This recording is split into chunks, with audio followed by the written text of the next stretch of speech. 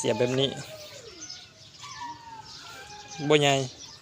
ทั้งที่หยอดใหญ่กว่าหมูอันนี้หยอดน้อยๆแต่เสียบแบบนี้ใหญ่กว่า3 ฤดูด้วยนี่เด้อม่วง3 ฤดูแตกหนึ่งที่2ที่3แตกตัวที่4เป็นดอกแล้วก็ตัวนี้มะม่วงแดงสยามเสียบในนี่หอยเสียบ1แตกทำอีก1แตกที่2แตกที่3เป็นดอก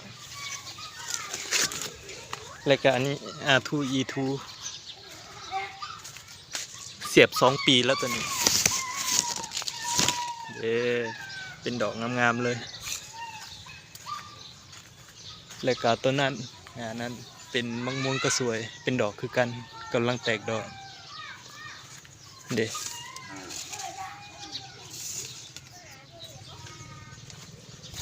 มางานนี้กำลังแตกเป็นดอกอ่อนมะม่วงเขียวใหญ่ตัวนี้ต้นหนึ่งมี5 สายพันธุ์เขียวใหญ่แล้วก็3 ฤดูแดงสยามกระสวย R2E2 ส่วนตัวนี้ยังบ่เป็นดอก